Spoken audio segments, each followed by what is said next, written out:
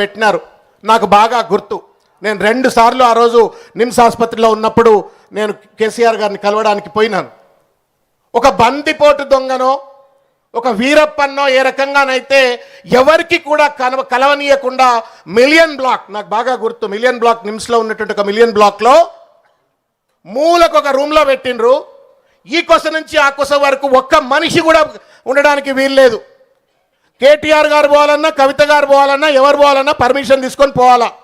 పోలీసుల ప్రహారాల్లో ఆయనను అణచివేతకు గురి చేస్తూ, బెదిరిస్తూ, రకరకాలైన ఒత్తిళ్లు పెట్టి నువ్వు నిరాహార దీక్ష మానుకుంటావా లేదా అని చెప్పని ఒత్తిడి పెడితే నేను చావనైనా చేస్తా కానీ నా లక్ష్యాన్ని మాత్రం నేను కోల్పోను, వదిలిపెట్టను, నేను ఈ యొక్క దీక్షను వదిలిపెట్టను అని చెప్పని 11 రోజుల పాటు ఆయన దీక్ష కొనసాగించిండు.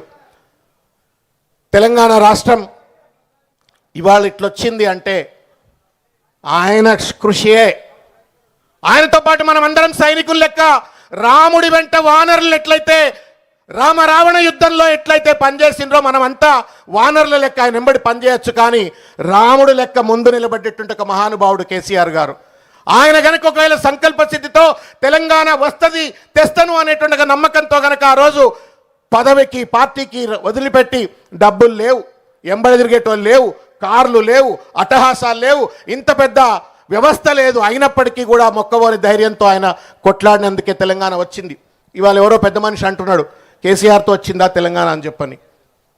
నేను ఒక విషయం చెప్పదలుచుకున్నా. భారత స్వాతంత్ర ఉద్యమంలో మంగల్ పాండే నుండి మొదలుకుంటే మహాత్మా గాంధీ వరకు భారత స్వాతంత్ర ఉద్యమం కలిగింది. అక్కడ మహాత్మా గాంధీ దాదాపు ఒక 30 ఏళ్ళు భారత స్వాతంత్ర ఉద్యమంలో పనిచేసినారు.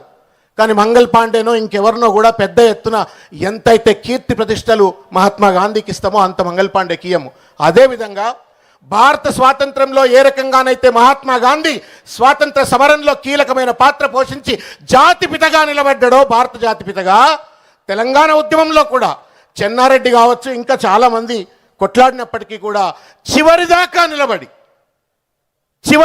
నిలబడి తెలంగాణ సాధించుకోవచ్చినటువంటి ఒక తెలంగాణ జాతిపిత కేసీఆర్ గారు.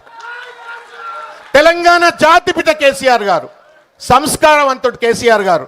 I still remember the first assembly meeting of Telangana. ఆయన ఏమంటాడు, సోనియా గాంధీ గారు కూడా తెలంగాణ ఇవ్వడానికి తోడ్పడ్డి అని చెప్పని ఆవిడకు కూడా కృతజ్ఞతలు తెలిపినారు అసెంబ్లీలో. అది సంస్కారం, అది ఉద్యమ గౌరవం. అది ఇవాళ అదే పార్టీలో గద్దె మీద కూర్చున్నటువంటి వాళ్ళు వాళ్ళ కేసీఆర్ గారిని తూలరాడుతూ ఆయన వల్ల తెలంగాణ వచ్చిందా అని చెప్పని వాళ్ళ అపహాస్యానికి గురి చేసేటువంటి ఒక ప్రయత్నం ఇవాళ చేస్తూ ఉన్నారు.